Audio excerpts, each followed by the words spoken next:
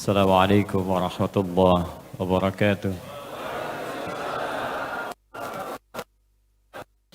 Hidayah dalam uraian Al-Quran dan Sunnah Rasulullah Sallallahu Alaihi Wasallam.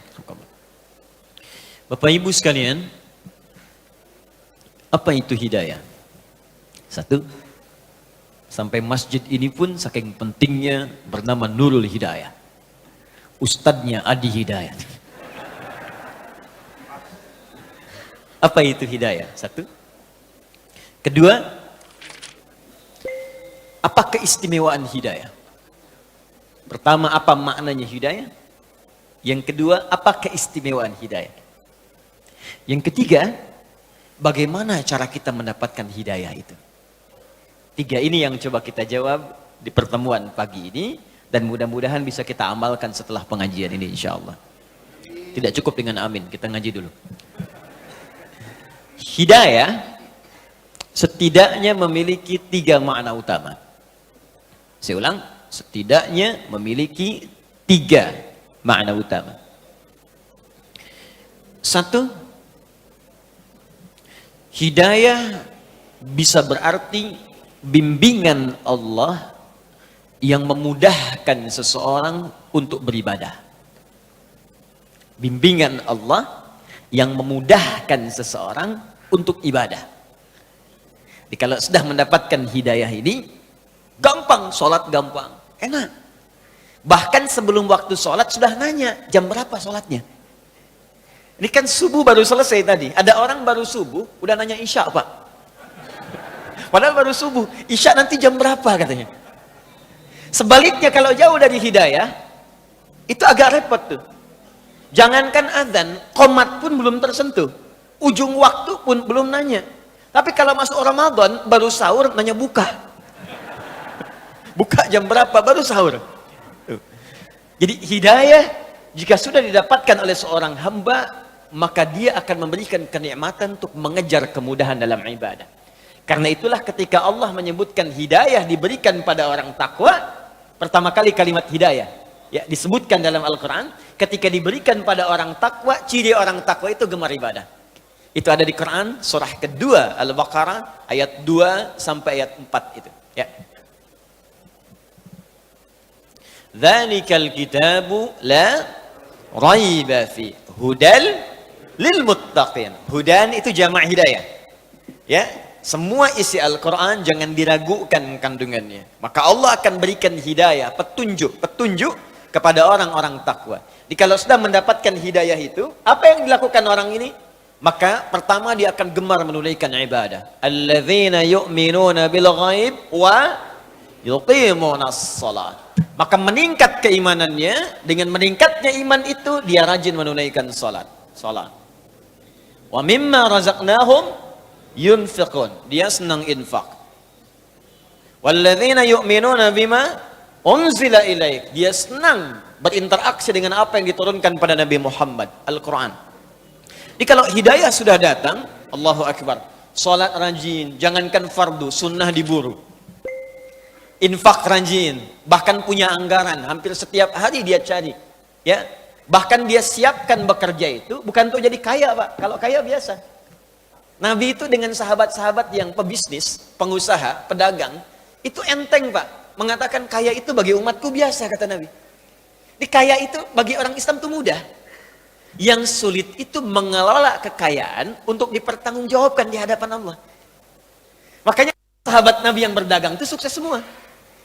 Tapi tahukah Anda, ternyata motivasi mereka menjadi kaya itu bukan untuk mengumpulkan harta, tapi supaya bisa beramal dengan harta itu. Makanya ketika ada menawarkan surga seluas langit dan bumi, dan amalan pertamanya itu bisa infak, semua orang pengen kaya supaya bisa infak. Quran surah ketiga ayat 133 sampai 134. Ya, lihat kalimatnya, paling kanan sebelah atas di besar. Wasari'u ila maghfiratin min rabbikum wa jannatin 'arduha as-samawati wal ard u'iddat lil muttaqin. Bergegaslah Anda istighfar, koreksi diri. Jangan-jangan selama ini salah langkah. Salah langkah menggunakan harta. Salah langkah mengamalkan ilmu. Salah langkah menggunakan tubuh kita. Kaki salah langkah, mata salah pandang, tangan salah bergerak. Hati-hati. Ya, keluar masjid salah pakai sendal. Awas, hati-hati. Mata salah lihat. Istri di bawah, yang dilihat istri orang. Ya. Hati-hati. Salah, banyak yang salah. Kata Allah, koreksi diri sebelum tiba waktunya pulang. Dan berharaplah punya cita-cita saat pulang nanti, punya tempat yang bagus. Anda di dunia punya harapan, nanti saya kerja, beli rumah begini, punya mobil sekian, pakaian bagus. Itu kan semua kita tinggalkan. Makanya saat seorang meninggalkan dunia, meninggal dia, kalimatnya telah meninggal dunia. Artinya semua yang melekat pada tubuh dia itu ditinggalkan.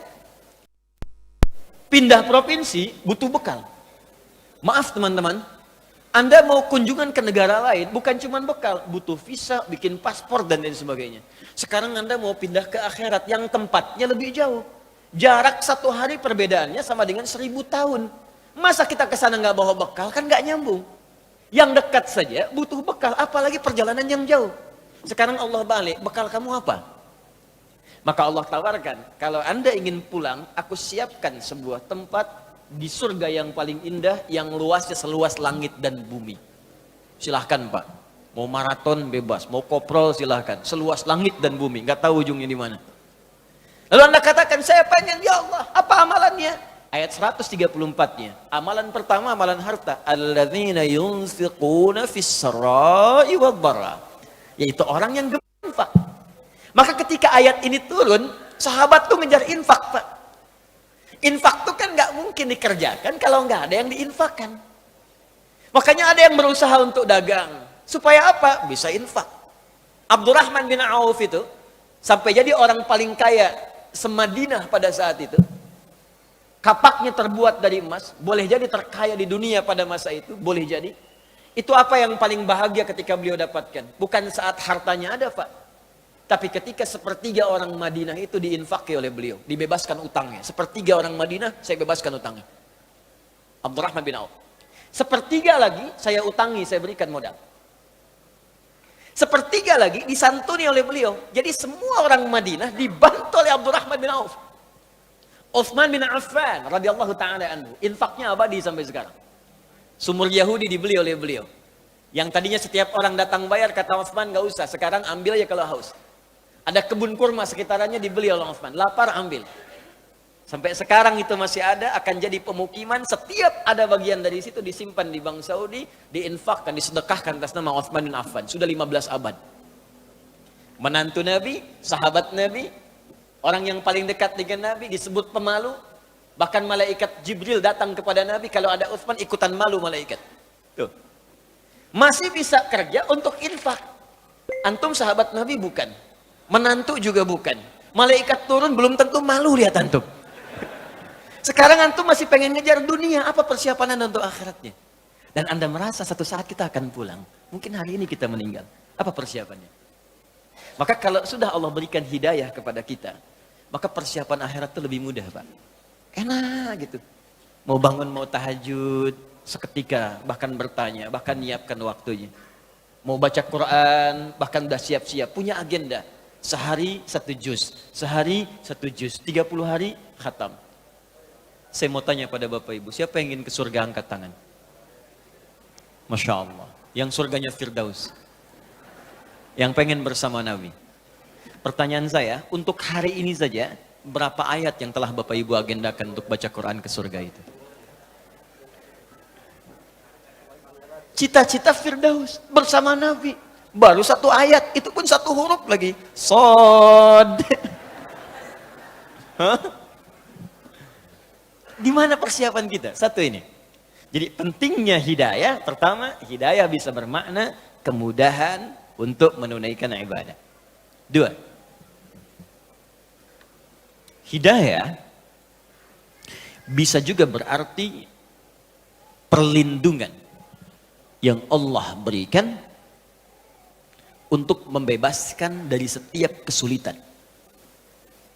Perlindungan yang Allah berikan untuk membebaskan dari setiap kesulitan.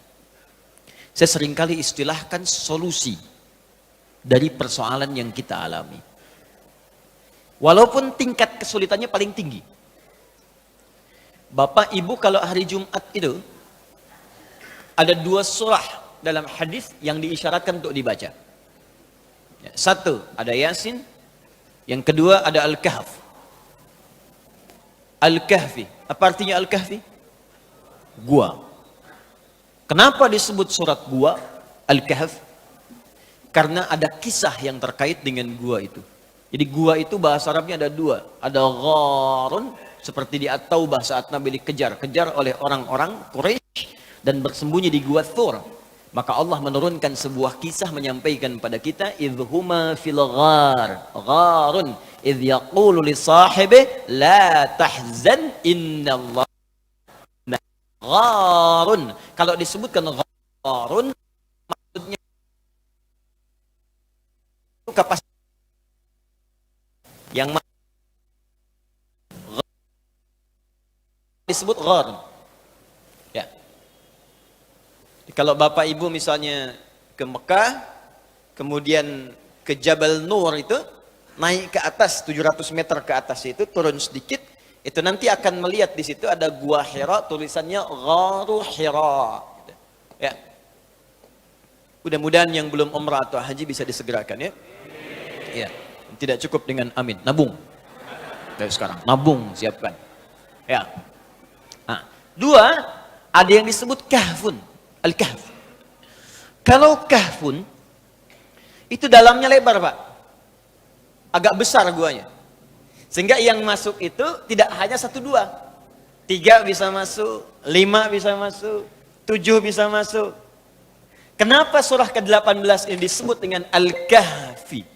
Kahfun, bukan gharun, karena di situ akan dikisahkan beberapa orang pemuda. Ada yang menyebut 5, ada yang menyebut 7. Artinya lebih daripada 1 dan 2. Mereka dikejar-kejar, terdapat kesulitan yang luar biasa, sedang punya problem, masalah. Bahkan masalah ini bisa berpengaruh kepada jiwa. Kalau bukan intimidasi, bisa dieksekusi.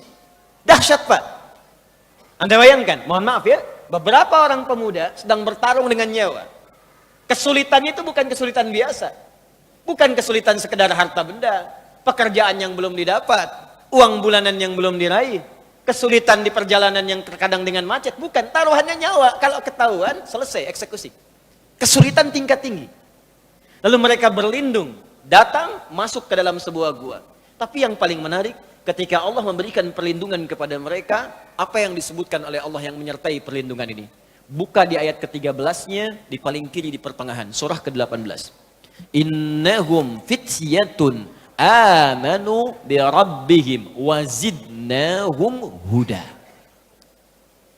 Mereka itu para pemuda yang sedang mengalami kesulitan luar biasa. Bahkan bertarung dengan nyawa. Taruhannya eksekusi. Tapi dia beriman kepada saya, kata Allah. Beriman kepada Rabbnya, yang disebutkan Rabb. Sifat rububiyahnya masuk di situ, yang merawat, melindungi, memberikan bekal, mencukupkan, memberikan kenikmatan. Ketika dia beriman kepada saya, kata Allah, zidnahum huda, aku tambahkan hudan. Jamak dari kata hidayah adalah hudan. Ketika aku berikan hudan, aku lindungi dia. Bahkan kami tautkan hati mereka, warabatna ala qulubihim. Kami berikan kekuatan, konsistensi dalam hati mereka, dan dapat perlindungan kemudian di gua itu. Saking nikmatnya kalau sudah mendapatkan perlindungan dari Allah, Bapak Ibu sekalian, semua masalah selesai. Saya tanya pada Anda ya, maaf nih, maaf sekali. Di gua, senikmat-nikmatnya tinggal di gua, dengan tinggal di rumah, nyaman mana? Rumah. Kalau di gua itu alas tidurnya itu empuk atau kasar? Kasar, keras. Gelap atau terang? Gelap. Kok bisa ada orang tinggal di gua, katanya tempatnya keras, kasar, gelap. Tapi saking nikmatnya, tidur sampai 309 tahun. Ada orang tinggal di rumah yang mewah, kasurnya empuk. Bahkan ada kasur itu untuk kesehatan. Kamarnya fasilitas lengkap. Tapi setiap 30 detik bangun. Disibukkan oleh kesulitan dirinya sendiri. Ini orang tinggal di gua. Tempatnya terlihat sempit. Keadaannya keras. Ya, gelap, tapi bisa nikmat tidur sampai 309 tahun, gak ada yang ganggu. Dan diatur oleh Allah semua. Makannya cukup, cahaya cukup, setiap bolak-balik cahaya matahari itu masuk di setiap sudut. Nikmat 309 tahun. Bisa enak aja bangun, kayaknya baru semalam kita tidur. Kalau hidayah Allah sudah datang, maka kenikmatan hidup itu akan tiba, solusi setiap masalah akan hadir, sekalipun Anda tinggal di tempat yang paling sempit, keadaan terbatas, tapi kalau hidayah sudah datang, maka semuanya akan terlihat mewah dan nyaman dalam kehidupan. Jadi hidayah, bagian kedua, jika kita sudah mendapatkannya dari Allah, maka dia bisa berwujud solusi dari setiap persoalan yang kita alami. Satu, bisa kenikmatan ibadah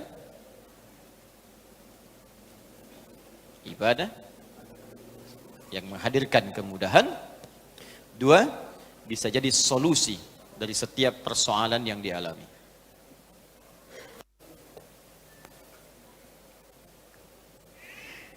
Ya, nanti ya. Nih. Tiga,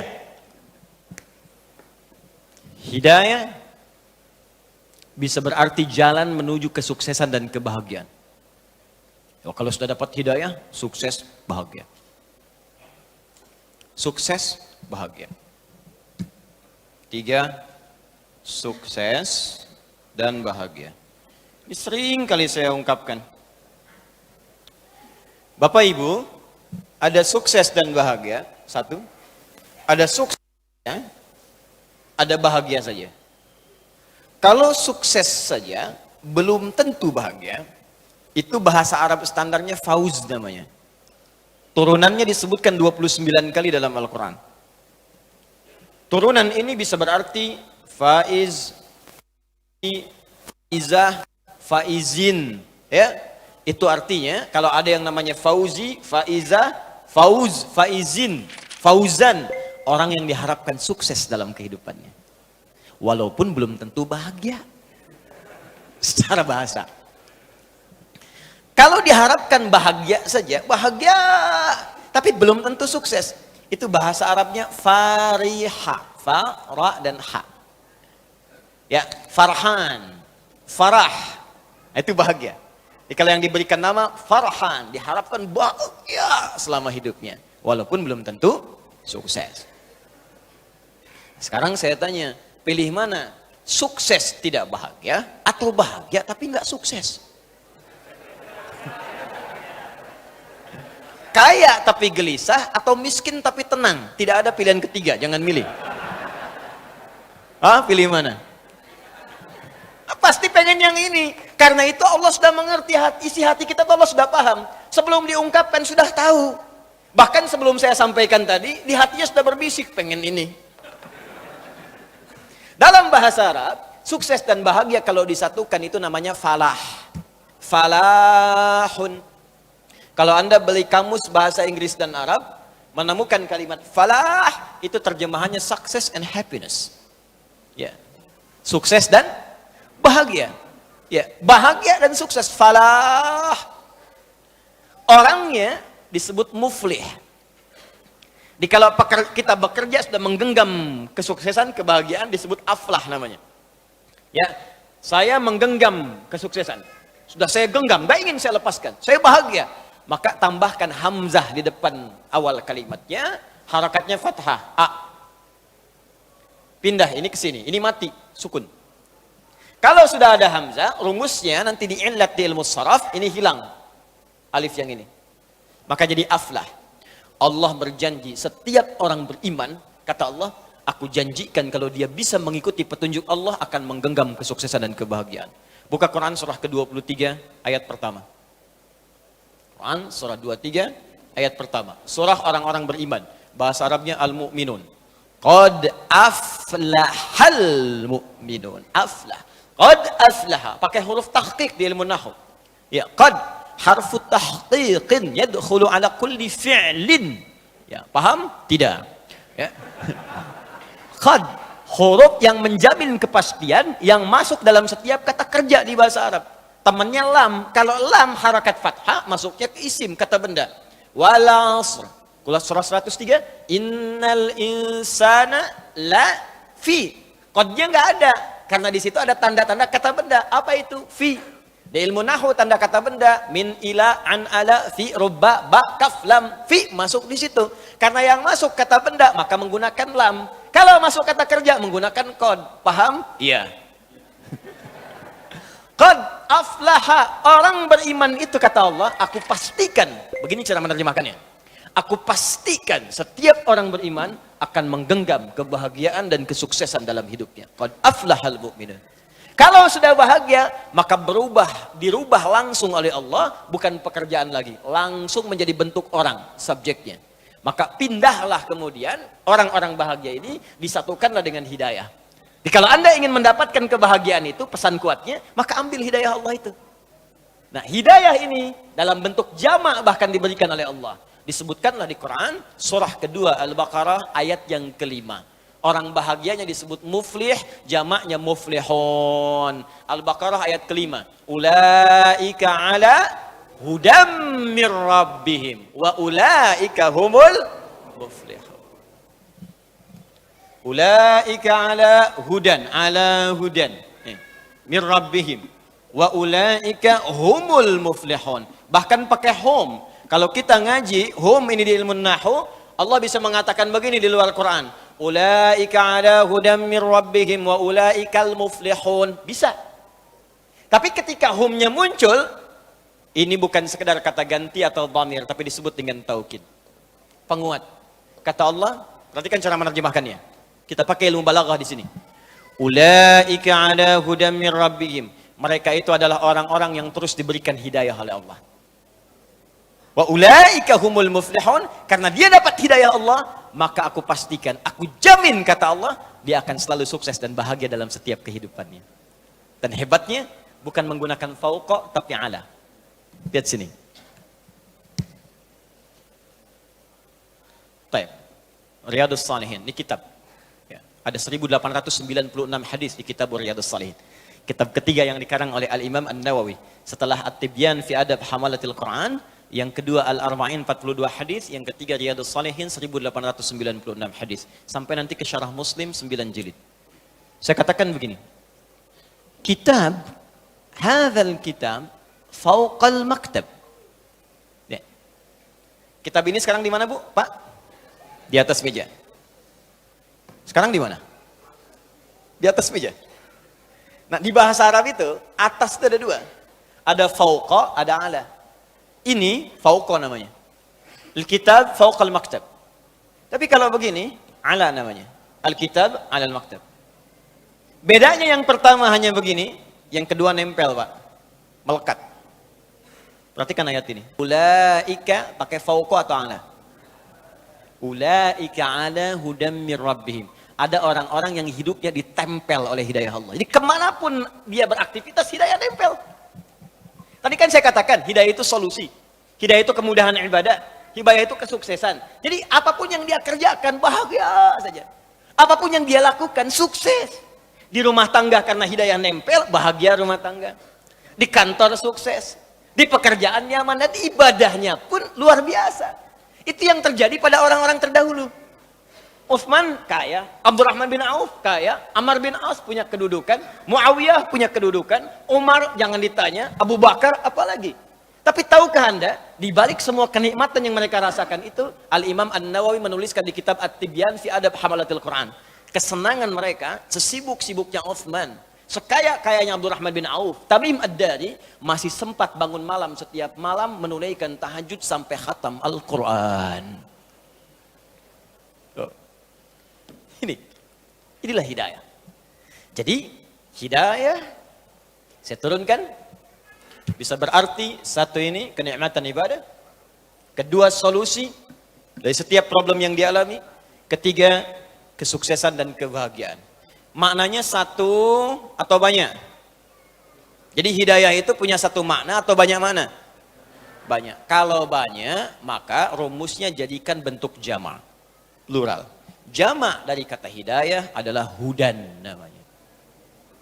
Ya, hidayah jamaknya hudan. Karena itulah dalam Al-Quran kata hidayah ini sering berbentuk jama'. Seringkali menggunakan kata hudan, hudan. Kenapa diberikan bentuk jama'? Ingin memberikan gambaran kepada kita, kalau Anda dekat dengan Allah, mendapatkan bimbingan Allah, bukan cuma satu yang ingin aku berikan, semuanya aku berikan. Dia Allah tidak ingin ada orang nikmat ibadah tapi miskin, fakir saja. Ada orang kaya tapi ibadah susah. Ini Pak, ini masjid nih Pak. Sini. Ini ada rumah orang di sini, jaraknya cuma 5 meter. Ini speaker masjid ke rumah dia begini. Ada orang sekilo di sini. Yang ini nggak punya apa-apa, sepeda pun nggak pernah mimpi. Setiap ke masjid jalan kaki Pak. Ini sepeda ada, motor ada, mobil banyak tuh. Ya, koleksinya banyak. Jarak cuma 5 meter. Speaker masjid ke sini. Kayaknya luar biasa. Tapi untuk melangkah ke masjid sulitnya luar biasa. Dan Allah tidak inginkan itu. Makanya dijadikan bentuknya jamak. Kenapa? Sekaya-kaya pun masih nikmat ibadah. Sesulit-sulit pun masih ada solusi. Inilah rahasianya. Kenapa banyak kalimat hidayah dalam Al-Quran bentuknya selalu jamak. Paham sampai sini? Nah, sekarang kalau Allah sudah tawarkan semua kenikmatan dan keistimewaan privilege ini, maka siapa di antara kita yang tidak menginginkannya? Hanya orang kurang sehat yang tidak ingin mendapat hidayah Allah Subhanahu wa taala. Hanya orang yang mungkin, mohon maaf, kurang cerdas yang tidak menginginkan hudan dari Allah Subhanahu wa taala. Ketika kita memiliki harapan-harapan apa yang ingin kita dapatkan semuanya itu, maka Allah ternyata sudah menurunkan bimbingan-bimbingan untuk meraih apa yang kita harapkan itu. Jelas sampai sini? Baik, maka dari itu pertanyaan pertama sudah terjawab, apa makna hidayah? Pertanyaan kedua pun sudah terjawab, ya, apa manfaat dari hidayah? Sekarang kita masuk ke bagian yang ketiga. Bagaimana cara kita mendapatkan hidayah itu? Apakah harus mencari setiap orang yang namanya hidayah? Ambil. Atau ada tips dalam Al-Quran yang bisa kita ikuti? Baik, saya tanya dulu sebentar supaya saya bisa petakan durasi waktunya. Kita sampai jam berapa hari? 12. Oh, baik. Ya, siap. Siap. Ya. Anda sampai jam 12, saya jam 10 pulang. Harus lanjut. Ya, kita selesai jam 10 kurang seperempatan lah ya. Jadi saya bagi waktu, mungkin ada pertanyaan kita bisa diskusikan. Untuk mendapatkan hudan, setidaknya ada 2 jalan. Yang paling utama yang disebutkan dalam Al-Quran. Ada 2 cara. Satu, jalan pertama adalah dengan cara meningkatkan takwa kepada Allah.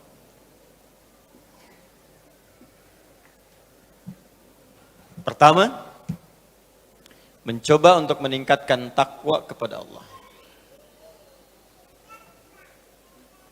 Bentuknya lebih banyak disebutkan dalam bentuk ibadah ritual. Ibadah ritual. Persamaannya begini Pak, Bu. Semakin meningkat takwa, akan banyak semakin diberikan hudan, hidayah. Kalau takwa kita meningkat, ini datang semakin cepat. Datang. Orang takwa, kalau satu orang disebut taqi namanya. Nabi Yahya alaihissalam, ketika beliau disifati oleh Allah disebut dengan taqi. Quran surah ke-19. Quran surah 19 Maryam. Dari ayat 12 sampai 15-nya. Sebelah kiri dari atas sampai ke tengah. Ya Yahya khudhil kitaba biquwwah wa atainahu al-hukma sabiyya wa hanana min ladunna wa zakatan wa kana taqiyya. Satu orang. Tapi kalau dia banyak, maka berubah kalimatnya dari taqi menjadi muttaqin. Ya, jadi apa? Muttaqin. Muttaqin. Karena itu muttaqin diartikan orang-orang yang takwa. Jamak bentuknya. Muhammad imamul muttaqin. Muhammad imam para orang-orang takwa. Ya, ada yang namanya demikian. Muttaqin, orang-orang yang takwa. Ketika Allah menyebutkan kalimat muttaqin pertama dalam Al-Quran, itu disandingkan dengan kalimat hudan. Silahkan cek Al-Baqarah ayat kedua. Paling kiri sebelah atas, di mushaf.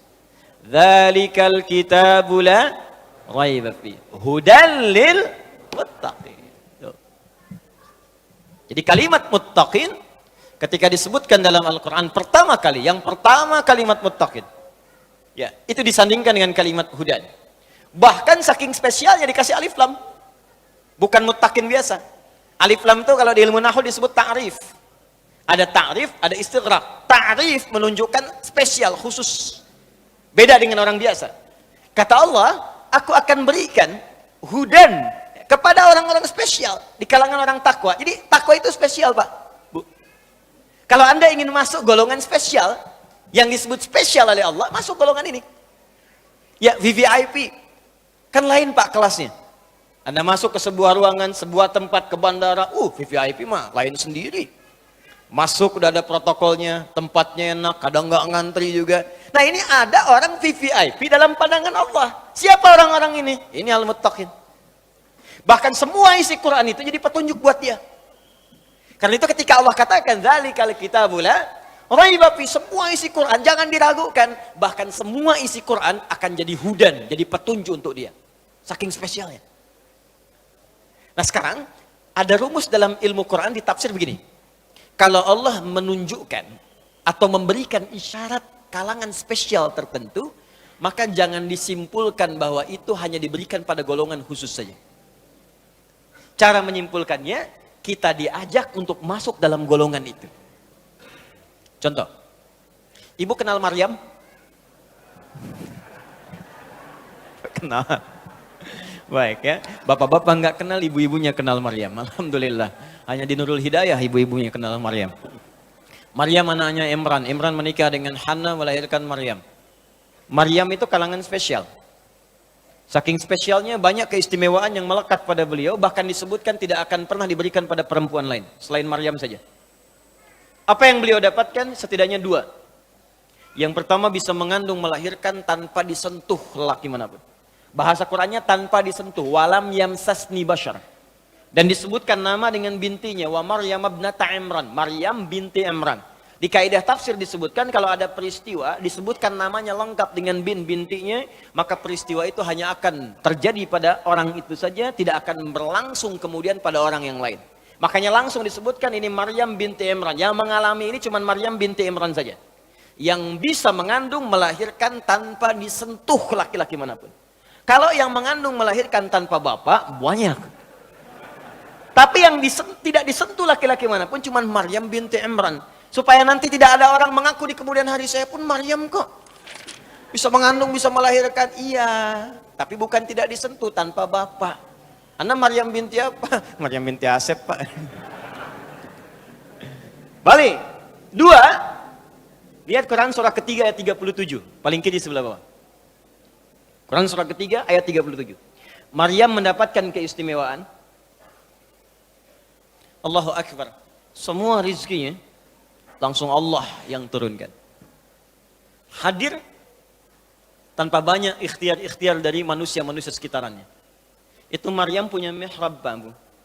Ibadah di situ. Memang orang tuanya ingin khususkan anaknya ini yang satu ahli ibadah. Ini tips, Pak, buat kita, Bu. Saya sering katakan kalimat ini. Di semua keluarga besar kita, mesti ada yang jadi kebanggaan untuk di akhirat nanti, siapkan. Jangan cuma dunia, kalau dunia udah banyak, Pak. Bahkan perlombaannya sekarang nggak kurang menarik. Saking banyaknya orang. Jangankan orang beriman, kalau jadi juara matematika, yang belum beriman pun bisa. Kalau cuma dapat Nobel, yang belum beriman juga banyak. Kalau cuma jadi orang kaya, yang belum beriman juga bisa. Tapi ada perlombaan yang tidak semua orang bisa mendapatinya. Perlombaan untuk bisa mendapatkan status terhormat saat kembali kepada Allah Subhanahu wa taala. Kesiapkan oleh kita. Imran ini bukan nabi, Pak, bukan rasul. Hannah kalangan biasa. Tapi dia berpikir kita mesti punya kebanggaan di hadapan Allah. Saat pulang nanti siapa yang kita banggakan? Ya sudah, sejak dalam kandungan sudah ini saja nih. Anak saya, kalau kita lahir anak kita pas sekarang, kita siapkan untuk jadi kebanggaan di hadapan Allah. Makanya di ayat 35-nya itu sejak mengandung sudah bernadar. Idh qalat imra'atu Imran rabbi inni nadhartu laka ma fi batni muharrara fataqabbal minni. Ya Allah, aku bernazar anak yang kukandung sekarang ini aku siapkan untuk berkhidmat kepadamu saja. Aku ingin punya kebanggaan di akhirat nanti, ya Allah. Ada yang memberikan mahkota ke kepalaku. Ada yang jadi kebanggaan dengan izin memberikan syafaat kepada kami orang tuanya. Ini ayat ajakan kepada kita, Pak Ibu, setidaknya di keluarga besar kita itu mungkin ada satu jadikan ahli akhirat. Ya, jadikan dia ahli Quran. Bapaknya belum hafal, anaknya hafal. Anak sudah 5 belum hafal, ada cucu-cucunya yang hafal. Kalau Allah sudah berikan anak sekian, cucu sekian, nggak ada juga yang jadi ahli akhirat, perlu berapa anak dan cucu lagi. Anda boleh jadi belum hafal hadis, anaknya jadikan. Kalau perlu jadi dokter yang hafal Quran, insinyur yang hafal Quran, polisi yang hafal Quran, tentara yang hafal Quran, gubernur hafal Quran, presiden hafal Quran, jadikan. Silahkan raih dunia kita dengan ridha Allah, dengan kemuliaan akhirat yang dijanjikan. Dapatkan itu. Nah, kalau kita sudah siapkan itu, Allah akan permudah. Apa di antara kemudahannya? Rizkinya Allah siapkan. Jadi kitanya nggak susah.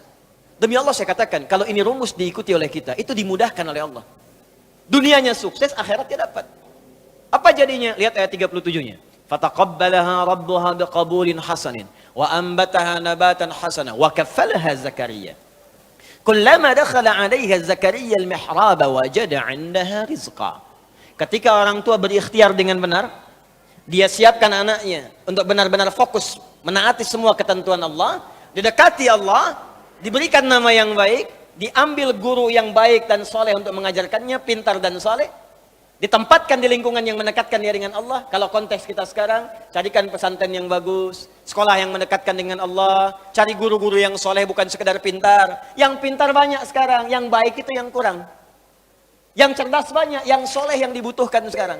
Kata Quran, cari yang soleh dan pintar. Cari tempat belajar yang bagus. Cari lingkungan yang bagus. Kalau itu sudah didapatkan, fataqabbalaha rabbuha. Aku terima, kata Allah. Kalau Allah sudah terima, wa ambataha nabatan hasana. Biar aku yang selanjutnya menanggung semua keperluan-keperluan dia. Allah yang selesaikan semua. Karena itu setiap Nabi Zakaria datang memberikan kebutuhan Maryam, itu Imran, Bapak Ibu sekalian, meminta bantuan kepada saudaranya. Ya, Zakaria itu masih kolega. Nabi Zakaria nabi. Setiap dibawakan kebutuhannya untuk diajarkan Maryam itu, kullama dakhala 'alaiha Zakaria al-mihraba wajada 'indaha rizqa. Sudah ada semua kebutuhannya di situ. Kalimatnya umum, rizqa. Pakaian ada, makanan ada, buah-buahan ada, segala ada. Kullama, setiap kali masuk, bukan sekali 2 kali masuk. Nabi Zakaria nanya, ngetes kepada Maryam. Ya Maryamu, anna laki hadza? Maryam, dari mana semua ini? Kan paman yang antarkan, kan paman yang siapkan, karena papa mintakan. Tapi setiap saya masuk sudah ada, dari mana semua ini? Ketika hidayah Allah datang, dan dididik, dilatih dari sejak kecil untuk mendekat kepada Allah, maka semua yang keluar di lisannya Allah, Allah, Allah, Allah. Qalat huwa min indillah. Maryam menjawab, semua dari Allah. Kalau anak kecil dari kecil itu, didekatkan kalimat Allah, tasbih, tahmid, istighfar yang baik-baik, itu keluar Allah. Keluarnya kalimat thayyibah. Kepleset astagfirullah, otomatis tuh. Ya, mau makan langsung doa, naik kendaraan langsung doa. Dari kecil diperkenalkan seperti itu, Pak. Ada setahun lalu kurang lebih itu ada anak kecil tuh yang mau disuntik di rumah sakit tuh. Ya, karena dia dekat dengan kalimat-kalimat itu, begitu mau disuntik, astagfirullah, ampuni aku ya Allah, ampuni aku ya Allah. Anak kecil mau disuntik. Hah?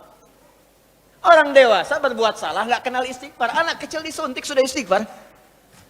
Tapi kalau didekatkan dengan ya, keduniaan semata, yang dunia yang dikejar. Yang mau disuntik, otayo, otayo. Ada, habis semua lah. Ada mau sholat, masih main TikTok. Ada. La haula wala quwwata illa billah. Boleh. Nah, syahidnya, ya, esensi dari pernyataannya, bukan sekedar yang ini, teruskan. Innallaha yarzuqu man yasha bighairi hisab. Paman, seperti paman ketahui, Allah akan memberikan rizki tanpa batas pada siapa yang dikehendaki. Maryam tidak mengatakan, saya ini dikehendaki Allah. Tapi Maryam ingin katakan, mari kita masuk dalam golongan yang dikehendaki oleh Allah. Maka pamannya langsung mengambil kalimat itu, langsung menyimpulkan, kalau saya mengerjakan seperti yang Maryam kerjakan, tentulah saya pun akan diberikan oleh Allah rizki bahkan tanpa batas. Seperti yang Maryam dapatkan. Rizki itu bukan cuma makanan, bukan cuma pakaian. Ketenangan, rizki. Keturunan, rizki. Nabi Zakaria tenang sudah. Makanan cukup. Pakaian ada. Yang belum ada keturunan. Bahkan medis memvonis sudah tidak mungkin dapat keturunan. Karena istrinya, maaf ibu, divonis monopos dan mandul. Nggak mungkin punya keturunan. Tapi karena kalimat tadi, Allah tidak punya batas dalam pemberian.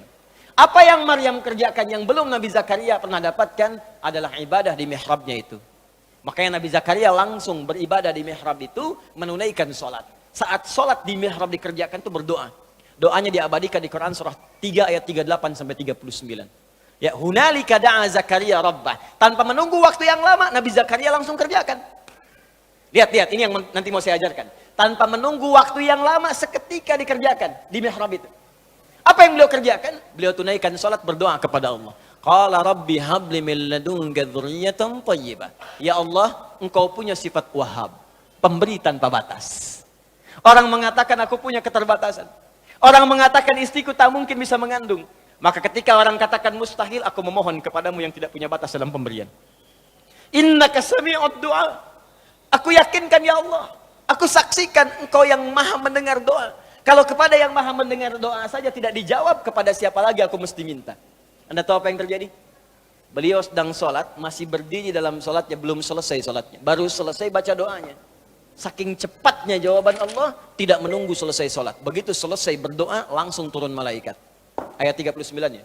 Fanadatul malaikatu wa huwa qaimun yusalli fil mihrab. Seketika turun malaikat, sedangkan beliau belum selesai sholatnya. Baru selesai doa, masih berdiri dalam sholatnya. Annallaha yubashshiruka bi Yahya. Allah kasih kabar, istrimu akan mengandung, bahkan namanya langsung diberikan oleh Allah Yahya. Artinya hidup. Yang kata orang mustahil, lahir dari rahim seorang perempuan yang monofos dan mandul, bayi yang hidup, kata Allah nggak ada yang mustahil bagiku, lahir dan jadi dia. Namanya Yahya. Syahidnya, yang penting bagi kita, fokus. Ketika ada tawaran dari Allah, maka cepat ambil. Nabi Zakaria dapat isyarat dari Maryam, seketika diambil. Maka Allah memberikan isyarat di sini. Siapa yang mau jadi golongan spesial ini? Siapa yang ingin masuk dalam golongan muttaqin, yang mendapatkan hudan? Dapat segala kenikmatan ini, kenikmatan ibadah, solusi persoalan, sukses dan bahagia. Ketika Allah menawarkan dan memberikan isyarat dalam kalimat al-muttaqin, maka rumus Qur'annya cepat ambil ini. Cepat dapatkan. Setiap ada peluang, cepat raih. Nah ini sekarang persoalan kita sekarang, ketika Allah meminta kita cepat mendapatkan itu, ada banyak orang yang menjauhinya. Katanya ingin kaya, dikasih jalan kaya, nggak diambil. Katanya ingin bebas dari masalah, diberikan solusi, nggak dikerjakan. Katanya ingin tenang, diberikan jalan ketenangan, tidak ditempuh. Lantas mau kamu apa, Joni?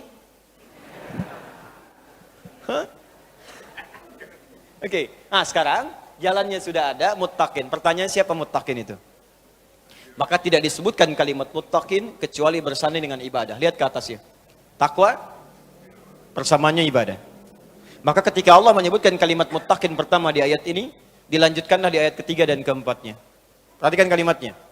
Ayat ketiganya, alladzina yu'minuna bil ghaib wa yuqimunas. Salat itu bukankah ibadah ritual? Orang takwa itu dia beriman. Dia tingkatkan imannya dengan mengerjakan amalan. Apa amalan pertama orang takwa? Salat. Pak, Bu. Salat. Ini poinnya. Silahkan Anda cek. Makanya semua Nabi sholat, Pak. Sahabat sholat, tabi'in sholat. Anda cek silahkan. Buka Qurannya, Anda temukan. Nabi Isa sholat. Buka Quran surah 19. Ayat 31 sampai 33. Nabi Musa sholat. Buka Quran surah ke-20. Ayat ke-14. Innani anallahu la ilaha illa ana fa'budni wa aqimis sholata lidzikri. Kalimat Allah kepada Nabi Musa. Nabi Ismail sholat. Bahkan minta keluarga besarnya sholat. Buka Quran surah 19 ayat 55. Wa kana ya'muru ahlahu bis shalah. Dan Nabi Ismail itu meminta semua keluarganya salat.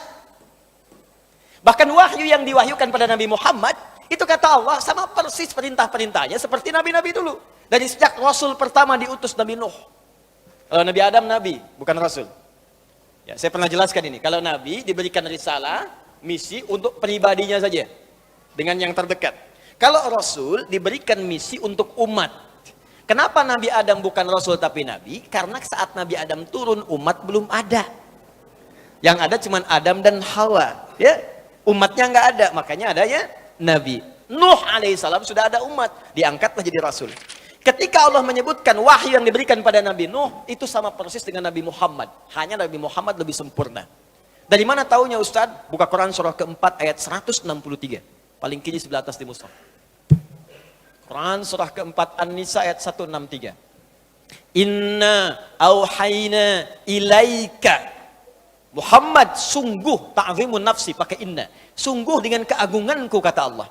Dengan segala kedahsyatan yang aku berikan kepada setiap rasulku. Perhatikan, aku berikan wahyu kepadamu sama persis kama auhayna ila nuhin wan nabiyyina min ba'di.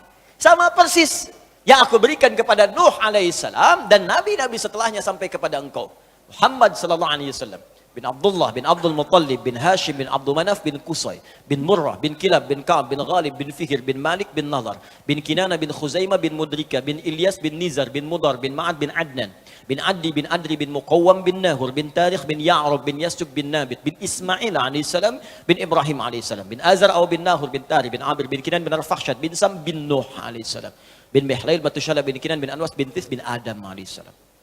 Coba ulangi. Sama persis. Jadi Nabi semua sholat sebelumnya. Sholat. Untuk apa? Meningkatkan takwa. Kenapa mesti takwa? Supaya mudah. Makanya ketika Allah menyebutkan kalimat takwa, kemudahannya datang. Buka Quran surah ke-65. Di ayat 2 dan 3. Wa may yattaqillaha yaj'al lahu makhraja wa yarzuqhu min haitsu la yahtasib.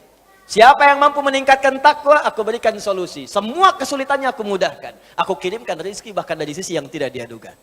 Anda ingin bahagia? Takwa. Lihat akhir ayat 189 di surah Al-Baqarah. Lihat ujung ayatnya. Wattaqullaha la'allakum tuflihun. Kalau kamu ingin takwa, kalau kamu ingin bahagia, kata Allah, ingin sukses, tingkatkan takwa. Anda masih belajar di kampus, pengen pintar, ilmu pengen cepat datang. Allahu Akbar. Takwa juga. Buka Quran surah kedua di akhir ayat 282, paling kiri sebelah bawah, persis paling bawahnya. Wattaqullah wa yu'allimukumullah. Tingkatkan takwamu kepada Allah, aku tambahkan pengetahuan. Datang min ladunna ilma, dari kami, makanya disebut ilmu laduni. Bukan enggak belajar, dia ikhtiar. Dia belajar, dia mendekatkan takwa kepada Allah, tapi proses pembelajarannya dipercepat oleh Allah karena takwanya. Logikanya begini, logikanya. Anda dekat dengan pimpinan, akses mudah. Dekat dengan dosen, mudah belajar. Ya, dekat dengan orang-orang berpengaruh, dapat bagian kemudahannya.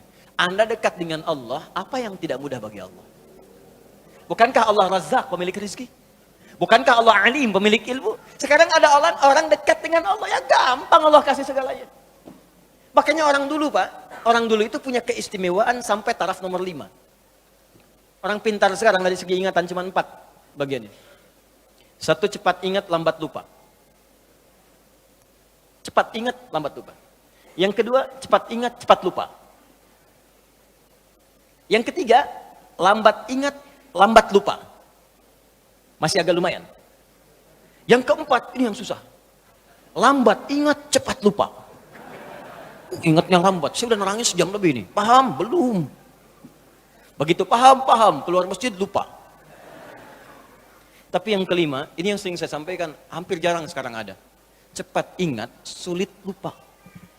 Jadi mau lupa itu susah, Pak. Bukan mau ingat, mau lupa susah. Saking gampangnya ingat, sekali baca ingat, seketika. Imam Al-Bukhari itu dibacakan sekali, langsung masuk.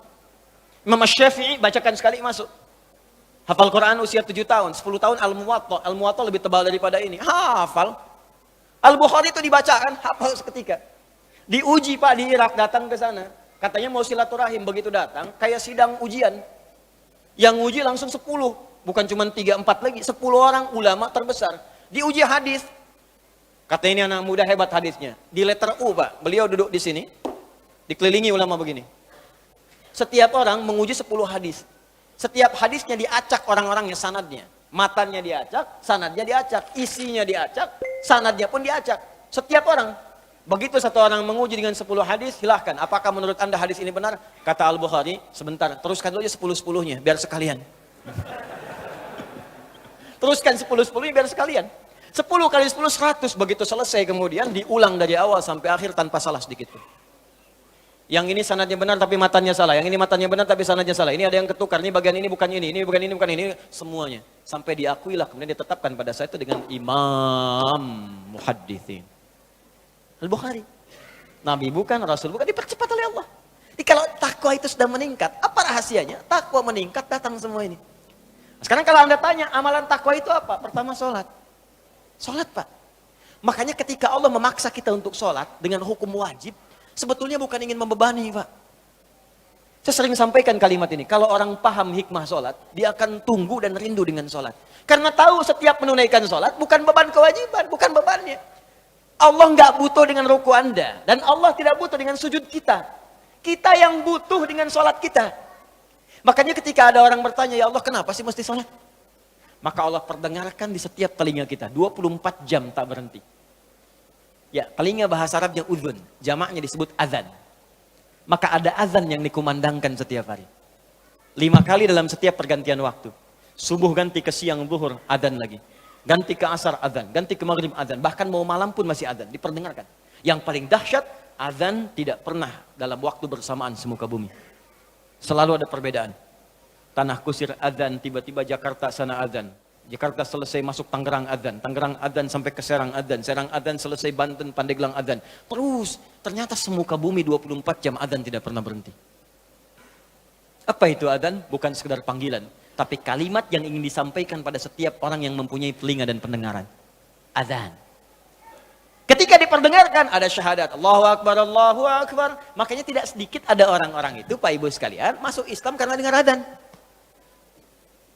Dulu pernah ada orang cuma nonton, dia kuliah tuh di luar negeri. Ya. Kemudian di flatnya itu bukan cuma orang Islam. Ada temannya non-muslim.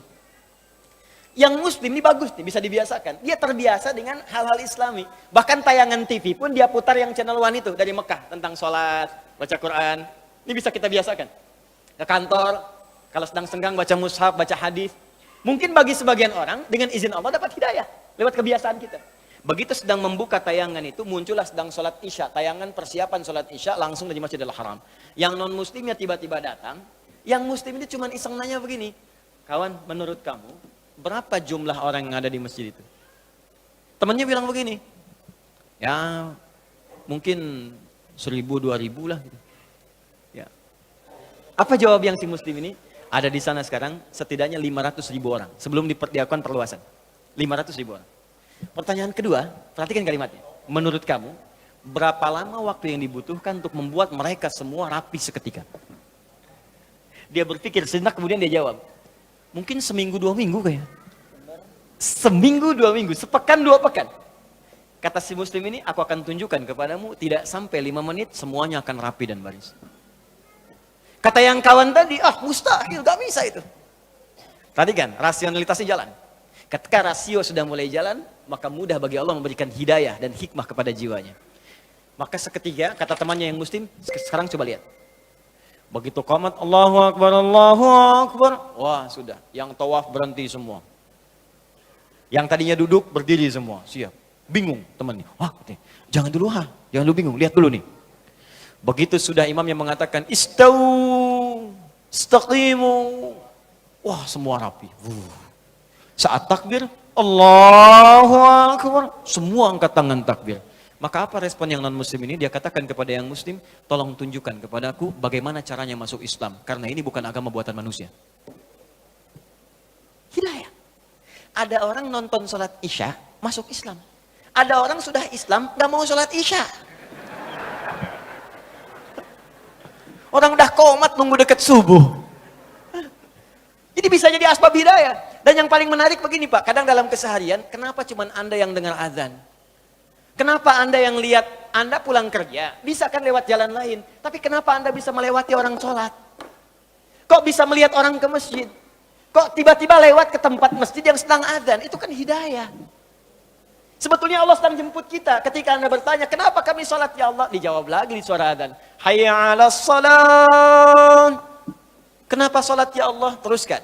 Hayya 'alal falah. Tuh, falah. Sukses dan bahagia. Ketika engkau bertanya, kenapa kami mesti sholat? Aku jawab, kata Allah, suara muadzin tuh. 24 jam aku perdengarkan padamu. Tanpa putus. Supaya kamu bahagia. Supaya kamu senang. Supaya kamu lancar. Supaya kamu gak punya masalah. 24 jam. Kalau sekali diingatkan, belum sadar, mungkin wajar. 24 jam diingatkan, gak sadar-sadar. Anda manusia bukan. 24 jam. Datang terus, kedengaran terus. Gak sadar juga.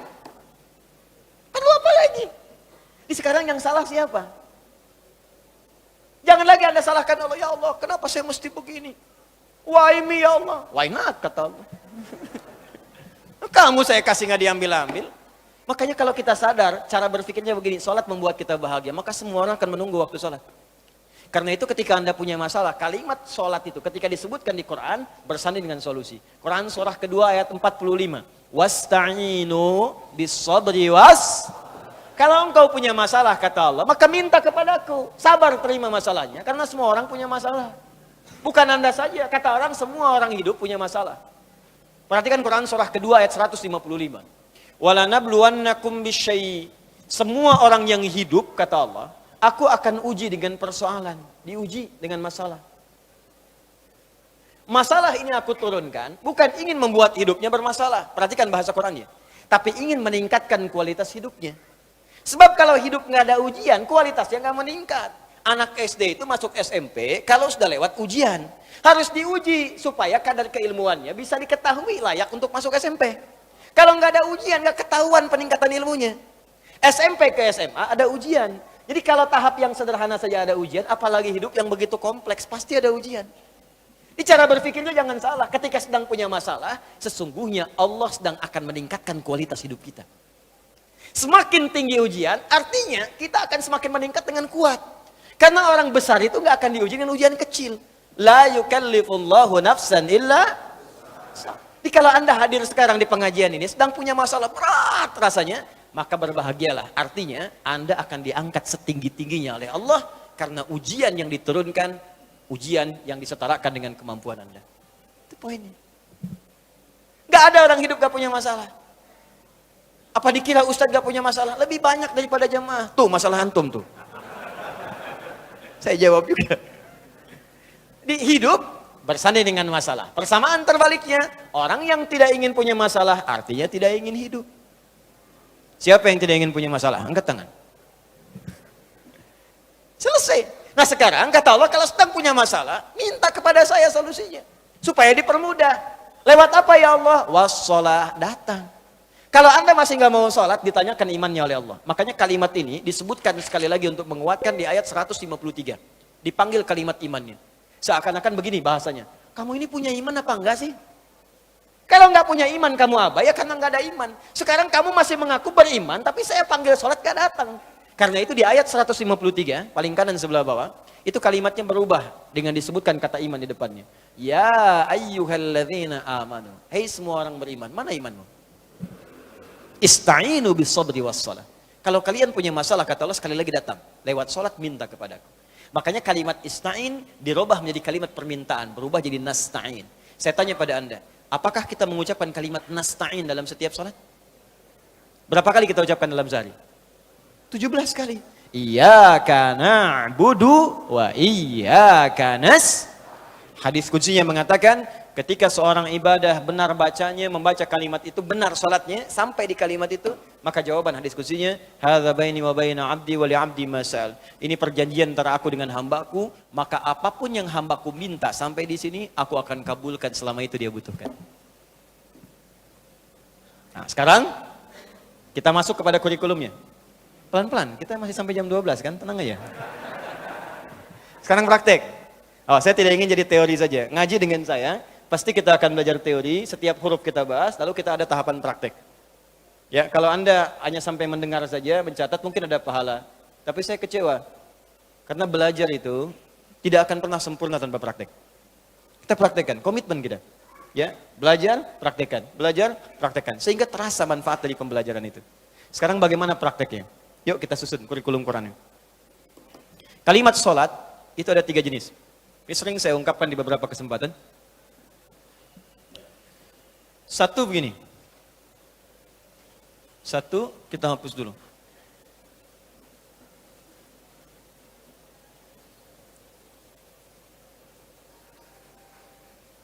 Alhamdulillah. Berikan hidayah ya Allah. Satu. Datang sendiri, angkat sendiri, nulis sendiri, ngapus sendiri, bawa kameramen sendiri, ya, udah kau. Jamaah tinggal duduk, lihat ketawa, masuk surga enak banget. Aduh. Ayo ke alif lam. Di sini.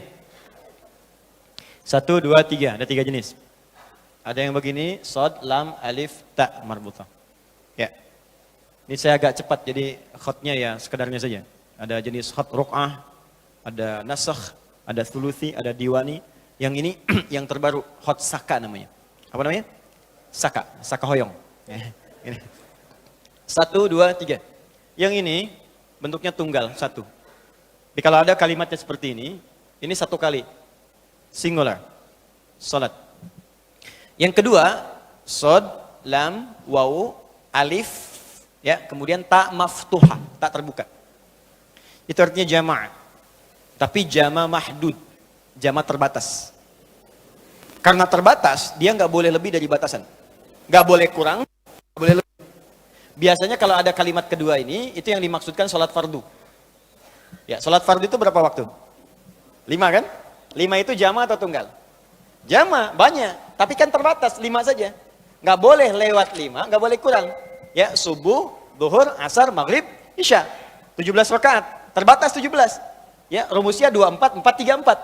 Ya, subuh 2, zuhur 4, asar 4, maghrib 3, isya 4. Hanya 5 ini, nggak boleh kurang, nggak boleh lebih. Jadi kalau Anda kurang ngerjakan 4 waktu, Anda nggak sempurna. Kalau Anda kerjakan 6 waktu atau 18 rakaat, subuhnya 3, Anda terlampau soleh. Ya, keliru. Dicukup 5 waktu, 17 rakaat. Jaga dengan baik dan saling mengingatkan. Menjaga disebut hafidha yahfadhu. Saling menjaga mengingatkan disebut hafadha yuhafidhu. Hafidh. Turun Quran surah kedua ayat 238. Paling kanan sebelah atas di mushaf. Hafidhu ala salawati. Bentuk yang kedua. Wassalatil wusta wa qumu lillahi qanitin. Saling jaga, saling ingatkan kata Allah untuk salat-salat fardu. Jaga, saling jaga. Mungkin Anda ingat, teman tidak. Mungkin suami ingat, istri belum. Mungkin istri ingat, suami tidak. Mungkin orang tua ingat, anak tidak. Apa Anda tega cuman Anda yang ke surga anak teriak-teriak? Mama, papa, panas. Paksa. Kalau kebakaran kan semua kita bawa keluar. Anak tidur kita bangunin. Bahkan bukan bangun biasa. Nak bangun nak, kebakaran. Enggak ada. Bangun, tas seret kalaupun kita gendong. Saya mau katakan pada Anda, api neraka itu lebih panas. Saya barusan di jalan ke sini baca hadis-hadis Nabi. Itu kalau Anda orang masuk neraka jahanam. Satu kali Nabi sedang ngobrol dengan sahabat-sahabatnya. Terus ada bunyi besar, pum, meteor jatuh. Nabi ilustrasikan, tahu nggak kalian bunyi apa itu tadi? Allah Rasulullah alam, kata para sahabat. Kata Nabi, itu sejenis batu yang nanti dijatuhkan ke neraka, ya, jahanam. Itu dijatuhkan dari 70 tahun yang lalu, baru nyampe sekarang ke dasarnya. Itu dijatuhkan 70 tahun yang lalu, diilustrasikan. Seperti meteor jatuh seperti itu. Nanti ada orang yang masuk neraka jahanam, dikerak nerakanya. Itu cuma 2 golongan, orang munafik dengan orang kafir. Ya, munafik masuk neraka jahanam, kafir masuk. Itu ada di Quran surah keempat ayat 140. Paling kiri sebelah bawah di mushaf. Ya, qad nazzala 'alaikum fil kitabi an idza sami'tum ayati la yukfaru biha wa yustahza'u biha fala taqudu ma'ahum hatta yakhudu fi haditsin ghairi. Innakum idzam mithluhum innallaha jami'ul munafiqina wal kafirina fi nari jahannam jami'a. Ditenggelamkan ke dalam kerak dasar nerakanya yang paling dalam, dilempari meteor dari atasnya.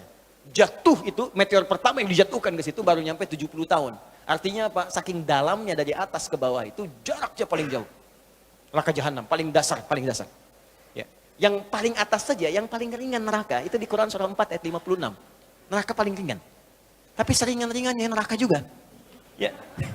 Innalladzina kafaru biayatina sawfa nuslihim nara. Orang-orang yang ingkar, yang sulit diajak mendekat kepada kami, kata Allah, nanti akan saya tugaskan malaikat yang enggak ada senyuman, enggak bisa canda. Ya, ghilazun, shidadun. Ya, Quran surah 66 ayat 6. Ada malaikat ghilaz dan shidad, kasar, enggak ada senyumnya dikit. Enggak bisa canda, enggak bisa ngejek. Ke neraka yuk, enggak bisa. Tarik aja. Yang ditarik apa? Langsung ubun-ubunnya. Nusli itu tarik ubun-ubun, kami celupkan ke neraka. Makanya saya sering ilustrasikan seperti bikin teh celup. Teh celup kan masuk, angkat, masuk, angkat. Itu dicelupkan, angkat. Ada tugas malaikat cuma celup, angkat, celup, angkat, celup, angkat. Sekali dicelupkan, hancur semua tubuh plus kulit-kulitnya. Kullama nadijat juluduhum baddalnahum juludan ghairaha liyadzuqul adab. Angkat, sembuh lagi. Supaya terasa lagi sakitnya, bagaimana sakitnya. Masuk ke situ, seharinya aja sama dengan 1000 tahun. 1 detiknya masuk sama dengan 48 hari. Jadi kalau ada orang neraka paling ringan aja 48 hari, apalagi yang paling bawah neraka jahanam. Makanya jaga. Tiba waktu sholat tuh aja anak kita. Paksa aja. Nanti supaya dia mengerti dengan cara kenalkan, makanya kenalkan dari sejak kecil sebelum nalarnya matang. Supaya dia kenal masjid, tahu orang sholat, kenal sejadah. Bapak ibunya contohkan sholat, kelihatan anaknya, anak ikut sendiri. Kalau nggak anak kenalkan dari kecil, nggak anda kenalkan, nggak anda aja, nanti dewasanya ngajak argumentasi, debat nanti. Nah ayo sholat maghrib, nah tadi kan baru asar mah, kok sekarang maghrib lagi? Ayo nak sholat isya, yang tadi apa mah? Baru sholat 30 menit, sekarang udah sholat lagi. Tuh. Kalau ada anak demikian, jangan salahkan dulu anaknya, istighfar dulu orang tuanya. Mungkin ada tanggung jawab anda yang tidak diberikan pada saat dia kecil. Kembalikan ke sini. Kalau pada bagian yang ketiga, itu artinya jam'un ghairu mahdud. Jama' tanpa batas. Shad, lam, waw, alif tegak di atasnya, ta marbutah. Jam'un ghairu mahdud. Jama' tanpa batas. Banyak enggak dibatasi. Kalau banyak melewati batas, artinya ditambahkan fardu itu dengan yang nafilah. Hukumnya sunnah. Maksudnya apa? Kalau anda ingin mendapatkan golongan privilege yang istimewa, ini. Pak, Bu. Fokus.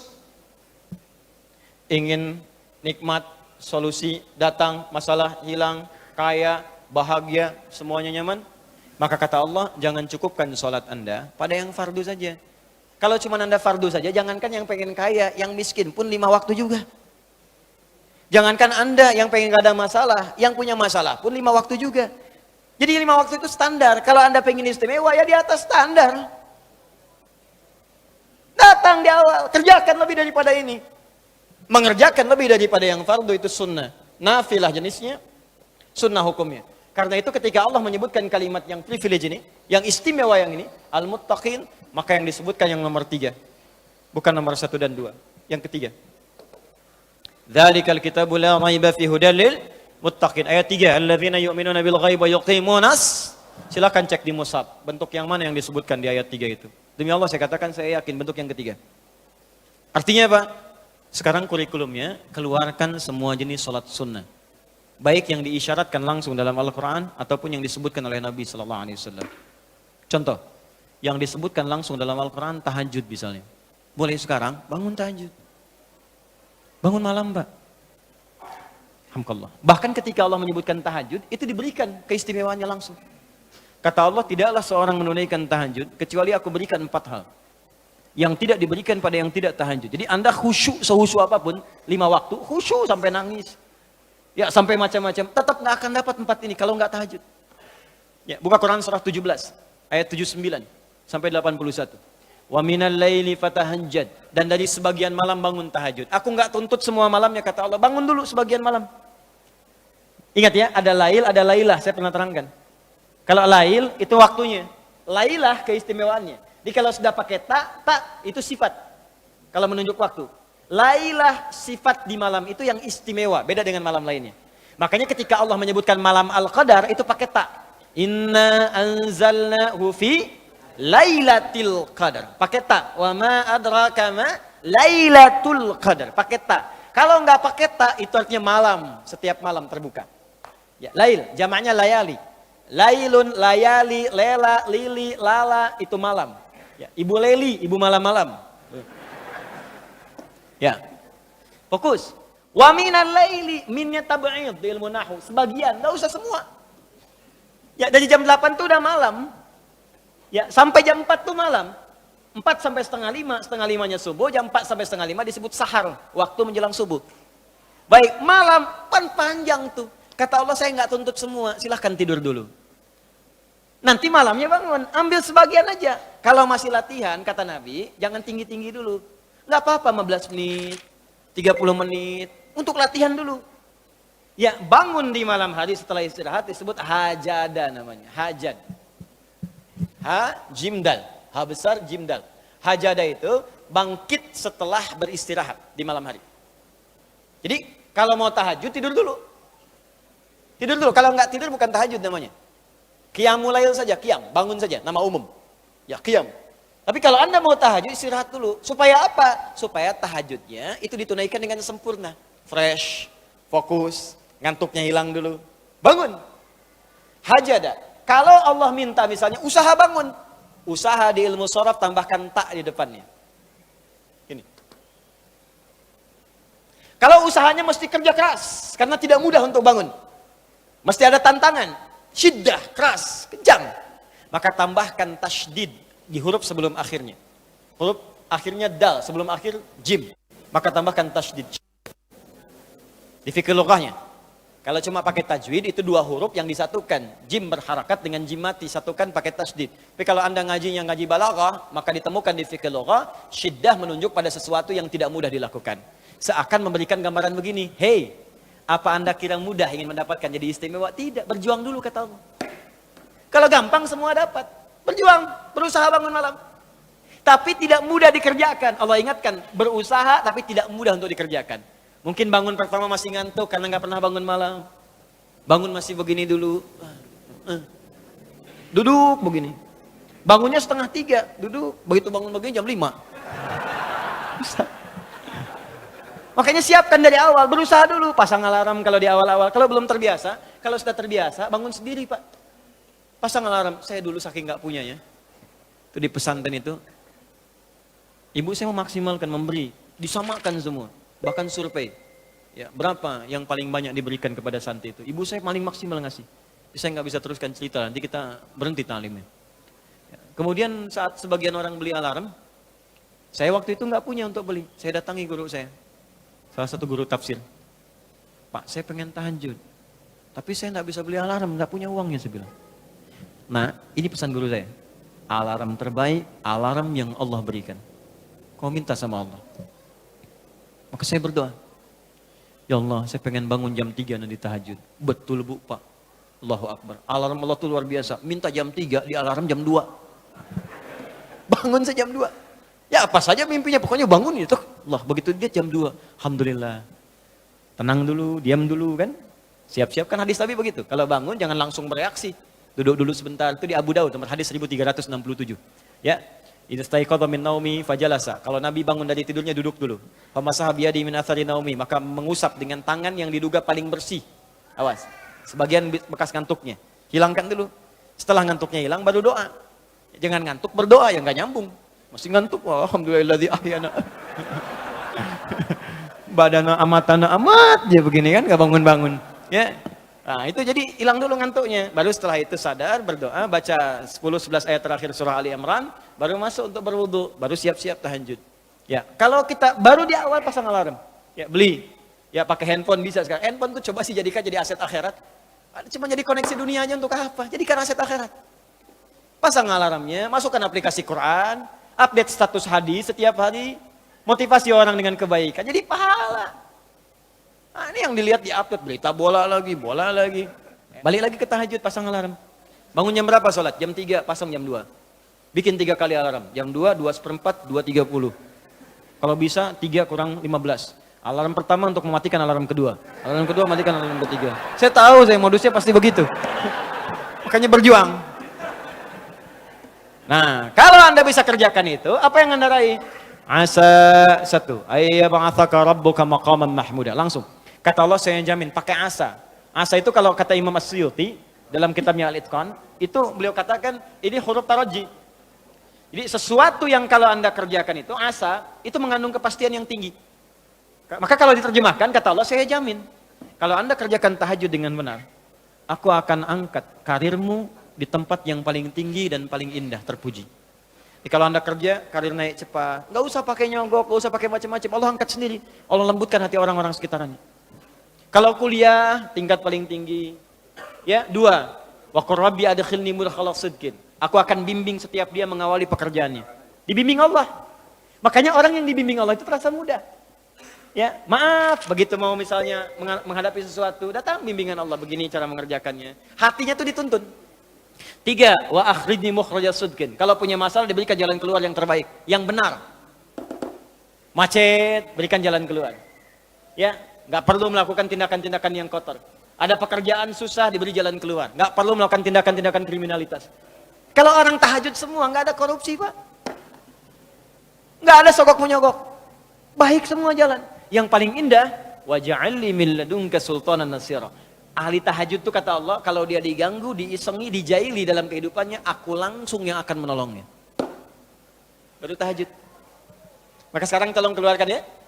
Malam tahajud, siang turunkan dari syuruk, duha. Syuruk itu awal duha. Duha dibagi 3. Awal duha, pertengahan duha, akhir duha. Kemudian misalnya rawatib, 4 rakaat sebelum zuhur. Kalau nggak sempat 2, hadis Ibnu Umar. Kemudian 2 rakaat setelahnya. Ya, kemudian 2 rakaat setelah maghrib, 2 rakaat setelah isya, 2 rakaat sebelum subuh. Tambah dengan mutlak 4 rakaat sebelum asar. Ya, 2 rakaat sebelum isya, ma bainal adzanaini rakaatain. Ya, 2 rakaat di antara adzan dengan iqamat. Tambahkan semua. Demi Allah saya katakan, catat kalimat saya ini. Kalau Anda benar mengerjakan semua ini ikhlas karena Allah, maka akan terjadi perubahan dalam hidup kita. Yang pertama Allah berikan bukan dunia dulu, karena dunia itu kecil. Yang pertama Allah berikan halawatul iman, berupa kenikmatan iman, berwujud ketenangan dalam jiwa kita. Kalau Anda tidak percaya silakan, kerjakan ini, maka akan hadir ketenangan yang nggak pernah kita rasakan sebelumnya. Kalau orang sudah tenang Pak, itu kunci hidup tuh ketenangan. Masalah sebesar apapun tenang aja. Banjir, ya tenang aja. Jarang-jarang bisa berenang. Tuh ngapain lagi? Ya. Jelas ya? Ada satu saja. Terakhir. Amalan kedua. Saya cepat. Ini mungkin 5 menit saya selesaikan. Amalan kedua selain sholat adalah banyak berinteraksi dengan Al-Quran. Al-Quran. Kenapa? Karena sejak diturunkan, Al-Quran itu saat Allah turunkan, itu langsung bersanding dengan kalimat hudan. Hudan. Dan setelah saya gali dalam Al-Quran, memang ternyata semua kitab itu ketika diturunkan pada setiap nabi disebutkan hudan. Nabi Musa misal. Nabi Musa itu kitabnya apa? Taurat kan? Diturunkan Taurat. Nah, fungsi Taurat itu hudan. Buka Quran surat 17 Al-Isra ayat kedua. Wa ataina Musal kitaba. Kami turunkan kepada Musa kitab namanya Taurat. Tahu dari mana Taurat? Quran surah ketiga ayat ketiga. Nazzala 'alaikal kitaba bil haqqi musaddiqan lima bayna yadayhi wa anzalat Taurata wal Injil. Taurat kepada Musa, Injil kepada Isa alaihissalam. Wa ataina Musal kitaba. Kembali ke Quran surah 17 ayat kedua. Kami turunkan kepada Musa, kami berikan Alkitab Taurat. Apa fungsi Taurat? Wa ja'alnahu hudan. Kami jadikan di Taurat itu petunjuk-petunjuk kehidupan. Untuk siapa? Li Bani Israel. Karena tugas Nabi Musa untuk Bani Israel saja. Di Nabi Musa itu terbatas tugasnya. Bukan Rasul untuk semua. Bukan Rasul untuk sedunia. Rasul untuk kelompok Bani Israel. Bani Israel banyak Rasulnya. Nabi Isa, Bani Israel. Nabi Isa itu tugasnya di titik terbatas saja. Wilayah Palestina sedikit sebagiannya. Di situ aja. Makanya kalau nyampe ke Indonesia itu kelewatan gitu. Ya, nyampe sana aja di situ. Nabi Isa, Yesus, Mesias itu tugasnya di sana. Bahkan ada nanti di satu masa 2 nabi. Ya, beda komplek. Ya, jadi tugasnya itu dinasnya satu nabi komplek A, yang satu komplek B. Contoh paling gampang apa? Nabi Ibrahim dengan Nabi Lut. Lut itu keponakannya Nabi Ibrahim. Ya di satu masa, cuma dinasnya tempatnya beda. Tahu dari mana? Quran surah 51. Ya, ayat ke-24 sampai ayat 30. Itu dikisahkan ada malaikat ingin datang ke kompleknya Nabi Lut. Karena di komplek Nabi Lut itu, masyarakatnya itu udah kelewat batas, udah nantang azab. Mana azabnya Lut? Mana? Katanya mau diazab, sampai sekarang belum. Langsung dijawab Allah, dikirimkan malaikat. Cuman sebelum ke tempat Nabi Lut, mampir ke tempat Nabi Ibrahim. Ini ada amalan. Saya lompat sedikit ya. Amalannya penting nih. Kalau Anda bisa kerjakan, Anda dapat. Lihat sini, ini rahasia. Kita saja nih. Quran surah 51 ayat 24. Paling kanan sebelah bawah. Kedengaran suara saya? Tidak. Kok bisa? Enggak kedengaran tapi bisa jawab ya. Quran surah 51 ayat 24. Hal haditsu dhaifi Ibrahim al-mukramin. Pernahkah Anda dengar kisah tentang Nabi Ibrahim yang kedatangan tamu di pertengahan malam menjelang subuh? Dan dahsyatnya kata Allah, masih dimuliakan tamunya. Kedatangan tamu tengah malam, dini hari, masih disambut. Idz dakhalu alaihi faqalu salama. Ketika tamu itu datang mengucapkan salam, Assalamualaikum. Waalaikum. Dijawab oleh Waalaikumsalam. Saya tanya pada Anda ya, kalau ada 2:30, tamu datang malam-malam. Ya. Assalamualaikum. Assalamualaikum. Dijawab enggak? Enggak. Jawab aja dulu. Karena hukum menjawab salam itu wajib. Mengucapkan sunnah. Quran surah keempat ayat 86. Wa idza huyyitum bitahiyyatin fahayyu bi ahsana minha. Kalau Anda diberikan penghormatan, salam jawab. Jawab aja dulu. Assalamualaikum. Waalaikumsalam. Assalamualaikum. Waalaikumsalam warahmatullahi. Assalamualaikum. Waalaikumsalam warahmatullahi wabarakatuh. Buka dong. Enggak. Jawab aja dulu. Ini jawab qala salam. Waalaikumsalam. Ini kalimat Quran langsung, boleh disingkat kalau dituliskan, boleh singkatan assalamualaikum, disingkat salam. Dibaca assalamualaikum warahmatullah. Sama dengan bismillahirrahmanirrahim, singkatannya basmalah. Alhamdulillahirabbil alamin, hamdalah. Ya. Ini sudah jam 10 kurang seperempat. Sekira waktunya sudah cukup. Saya mohon maaf ya, kita akhiri saja dengan hamdalah. Hamdalah. Oh tidak. Contoh, ini bukan mau mengakhiri, contoh. Hamdalah, alhamdulillahirabbil alamin. Takbir Allahu Akbar. Kita masih ada waktu, masih bukan. Ini contoh, ya. Sama salam itu singkatan dari assalamualaikum. Ada singkatan, ada, ya. Nah, maka apa yang terjadi? Saya cepat saja. Itu masih disambut oleh Nabi Ibrahim. Kemudian faragha ila ahli. Beliau datang ke istrinya, Sayyidah Sarah waktu itu. Masih nanya, "Mah, ada menu terbaik apa? Tamu istimewa nih malam-malam." Qaumun munkarun. Oh, ini bukan orang sini, orang jauh. Kalau orang jauh jangan banyak ditanya. Dimudahkan oleh Mas duduk.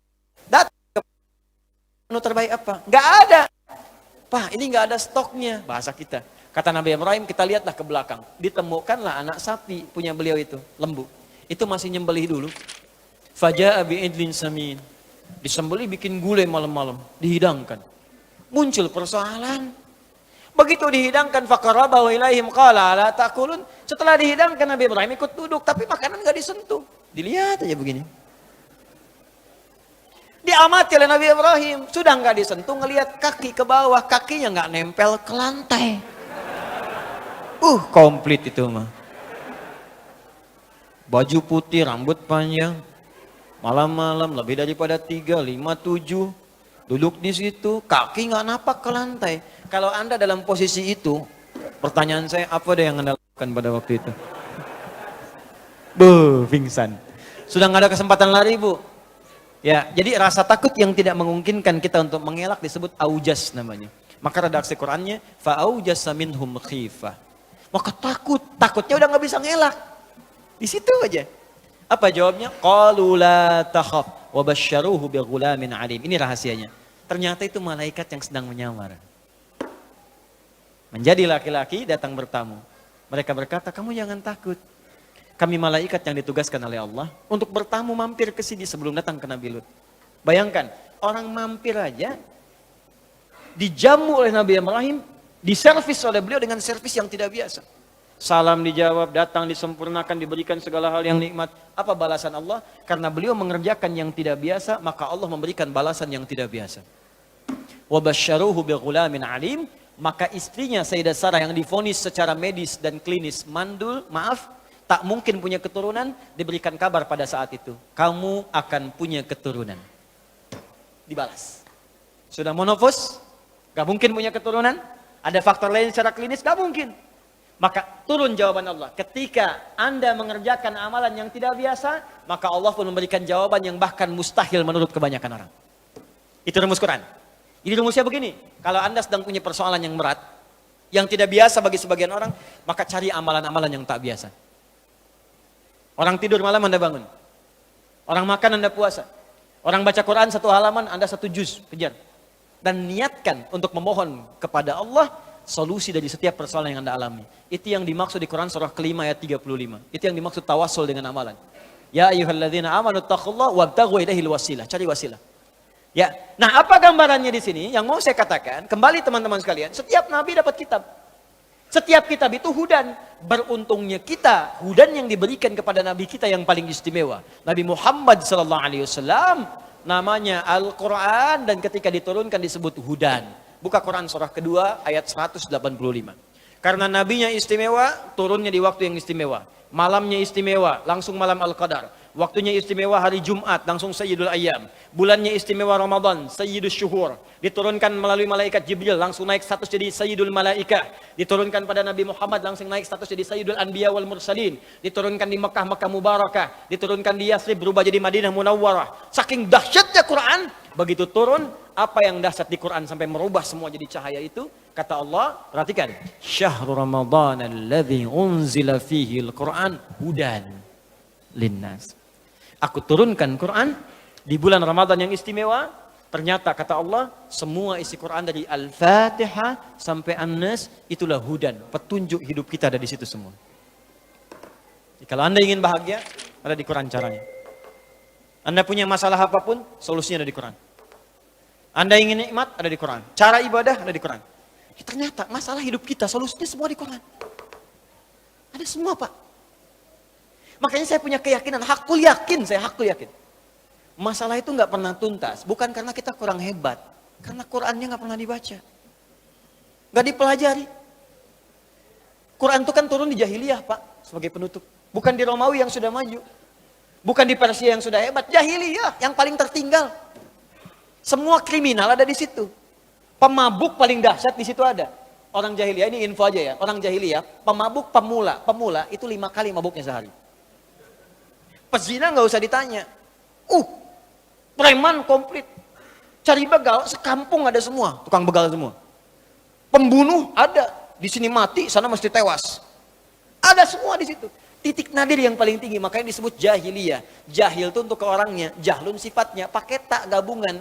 Jahiliyah. Jadi kalau Anda nyari sifat buruk, ada di situ semua. Orangnya kumpul di situ. Ada semua. Dan Quran turun di situ. Tapi apa yang terjadi? Begitu Quran turun, diajarkan oleh Nabi, diikuti oleh mereka. Keluar dari jahiliyah menjadi khairu ummah. Kalau Anda cari orang paling jujur pada masa itu, adanya di situ. Cari orang paling sabar, ada di situ. Cari orang paling dermawan, ada di situ. Cari orang paling hebat, ada di situ. Disaksikan, langsung turun persaksian dari Allah. Turun Quran surah ketiga ayat 110. Paling kiri sebelah atas di mushaf. Kuntum khairu ummah, ukhrijat linnas. Kalian umat terbaik.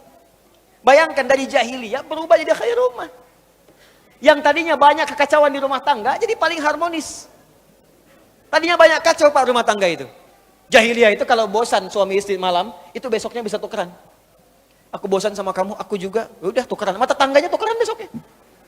Bisa begitu ya. Mabuk udah keseharian. Kalau nggak mabuk gak keren jahiliyah.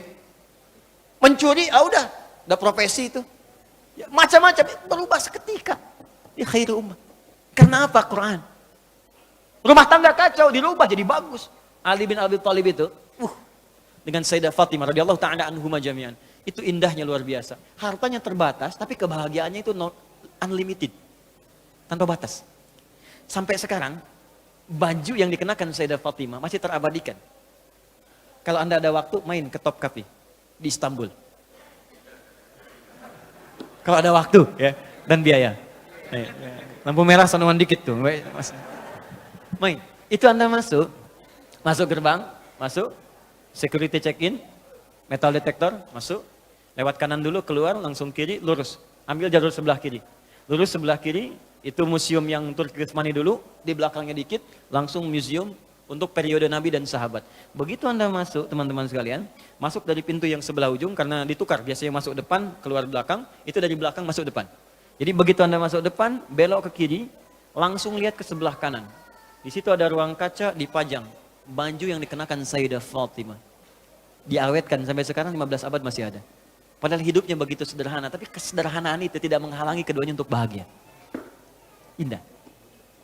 Ternyata bahagia itu tidak cukup dengan minum kopi. Tidak cukup dengan minum teh. Bahagia itu ketika Anda bertakwa di hadapan Allah Subhanahu wa taala. Itu poinnya. Catat, bikin status. Ini. Semua ada di Quran. Nih saya baca cepat ya. Gak usah dicatat. Saya baca cepat. Dengarkan aja. Kalau mau nyatat nanti lihat rekaman. Ya, di YouTube nanti lihat, ada Hidayat Official. Nanti Anda buka lagi satu-satu, Anda lihat tuh. Ya, kuota cukupkan dulu. Ya. Lihat sini. Bahkan sebelum kita keluar dari rahim ibunda kita, sudah ada petunjuk. Ibu yang sedang mengandung ada petunjuknya. Kalau ingin mengetahui dan berdoa tentang kondisi janin, ada kondisi disebutkan oleh Quran surah ke-22 ayat ke-5. Doanya diatur di Quran surah ke-7 ayat 189. Minta sama Allah supaya bayi yang lahir soleh. Kemudian ketika lahir, tugas apa yang pertama dilakukan oleh seorang ibu dan ayah? Maka Allah turunkan Quran surah kedua ayat 233, paling kanan sebelah bawah. Ibu fokus berikan ASI kalau mau sempurna 2 tahun. Suami kerjakan ini. Itu sudah diatur. Begitu 2 tahun, pendidikan apa yang pertama diberikan kepada anak supaya taat kepada Allah, gampang dekat dengan orang tua dan dengan lingkungan baik. Turun Quran surah 31 ayat 13 sampai dengan 19. Begitu dia beranjak kemudian sampai titik dia mau menjelang baliknya dan dia mau sekolah dengan yang formal, maka turun ketentuan lagi. Ini ajarkan ini doanya, ini caranya supaya dia paham dalam pelajaran. Turun Quran surah 9 ayat 122. Dia boleh dapat ilmu tapi iman juga harus kuat. Turun Quran surah 58 ayat ke-11. Caranya Quran surah 96 ayat 1 sampai dengan ayat 5-nya. Tingkatkan takwanya supaya ilmunya juga dapat. Turun Quran surah kedua akhir ayat 282. Lalu dirinci amalan-amalannya sampai dimudahkan oleh Allah. Kalau dia bahkan menghafal Quran pun diringankan oleh Allah cara menghafalnya. Turun Quran surah ke-75 ayat 16 sampai dengan 18-nya. Kemudian naik lagi. Ada dia semakin naik, semakin tinggi, mungkin dia mulai merantau. Ya, sekolah di kampusnya bukan di tempat dia. Pergi ke Jakarta, pergi ke Eropa, pergi kemana-mana. Kata Allah, kalau kamu pindah kemanapun, pasti akan dapatkan kultur yang berbeda. Masyarakat yang tidak sama. Jaga takwamu begini caranya. Turunkan Quran surah 49 ayat 13. Kadang-kadang ketemu jodohnya. Saat ketemu jodoh, kamu ta'aruf jangan lama-lama. Siapkan lamaranmu, carikan kemudian maharnya, dapatkan yang terbaik. Quran surah keempat ayat keempat. Lakukan pernikahan, Quran surah ke-30 ayat 21. Saat mau nikah pun diberikan pelajaran. Kalau jadi suami, ini tugas kamu di awal. Istri tugasnya ini. Kalau nanti ada masalah, ini masalahnya. Dirinci oleh Quran.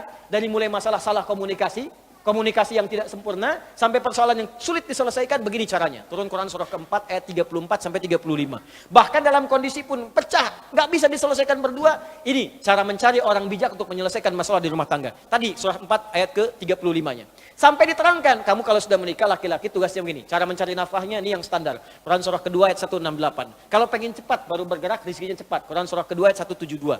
Kalau lebih cepat lagi belum bergerak, rezeki datang. Quran surah 7 ayat 96. Tapi jangan kamu kira saat bekerja akan biasa-biasa, akan ada tantangan. Mungkin ada yang tidak suka dengan engkau, persaingan yang tidak sehat. Kadang-kadang engkau yang tender tapi hasilmu diambil oleh orang lain. Mungkin terjadi. Ujiannya pelajari. Dari mulai ujian ringan sampai berat. Quran surah kedua ayat 214. Solusinya di Quran surah ketiga ayat 142. Turunannya di Quran surah kedua ayat 155 sampai 157. Kemudian cara amalan menyelesaikannya Quran surah ke-7 ayat 79 sampai 81. Kalau sulit zikirnya dari Quran surah ke-21 ayat 87 sampai dengan 88. Ibu yang tinggal di rumah kadang merawat anak jangan dikira mudah. Mungkin dia bisa menangis atau berkata dan sebagainya. Turunannya di Quran surah ke-17 ayat 23 sampai dengan 27. Kadang-kadang ibu capek, lelah, sakit ringan-ringan, ada zikir Nabi Ibrahim. Quran surah 26 ayat ke-80. Kalau sakit ya kata dokter ini nggak bisa nih, nggak ada obatnya. Jangan percaya, pasti ada obatnya. Corona aja dalam sekian hari ada obatnya. Ya, aku turunkan kata Allah zikir Nabi Ayub yang kalau ada orang sakit nggak sembuh pun kata dokter, aku berikan kesembuhan yang sama seperti Ayub. Zikirnya di Quran surah 21 ayat 83 sampai 84. Sudah berumah tangga, belum ada tanda-tanda keturunan. Dokter mengatakan ini nggak bisa, nggak ada yang nggak bisa. Amalkan zikir Nabi Zakaria alaihissalam. Amalannya di Quran surah ketiga 38 sampai 39. Doanya Quran surah 19 ayat 2 sampai dengan ayat 15-nya. Kemudian Anda beranjak lagi sampai kehidupan nyaman, usia 40 tahun sudah sukses, orang tua masih ada. Kata Allah, jangan cukupkan kesuksesanmu untuk dirimu sendiri. Bawa orang tua dalam kesuksesanmu. Minimal kamu doakan dia. Turun bimbingan Quran surah ke-46 ayat 15. Sampai Anda sudah semakin sepuh, jangan dikira kemudian Anda akan sadar selamanya. Mungkin ada yang kembali seperti kebiasaan anak kecilnya. Turun Quran surah ke-22 ayat yang kelimanya. Sampai di ujung senja Anda, jangan bayangkan Anda hidup selamanya. Anda mungkin akan wafat. Karena itu kata Allah, pelajari cara wafat. Anda mau ke sini buka peta. Peta ke Masjid Nurul Hidayah, nyampe cepat. Anda mau meninggal, kok nggak dibuka petanya? Maka Allah turunkan peta kewafatan, peta sakaratul maut.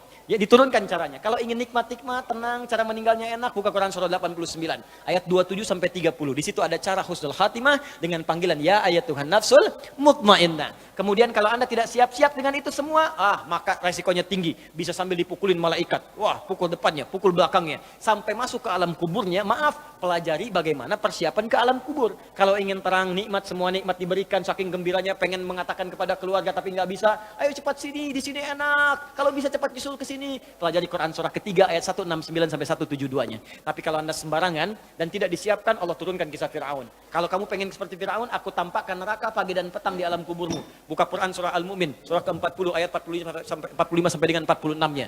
Anda berkata tentang, ya Allah bagaimana setelah alam kubur terjadi? Ada kiamat, diturunkan bimbingan tentang kiamat, satu surah sekaligus. Surah ke-75. Supaya kita siap-siap dengan keadaan itu walaupun kita mungkin wafat sebelum itu terjadi. Kalau benar-benar beriman kepada Allah. Kemudian ya Allah bagaimana di akhirat nanti hisab? Kamu gak usah pikirkan hisab, nanti akan ringan. Yang kamu pikirkan surga mana yang kamu masuki. Aku turunkan 4 di surga. Siapkan kurikulumnya di dunia. Bapak ibu mau ke surga yang mana?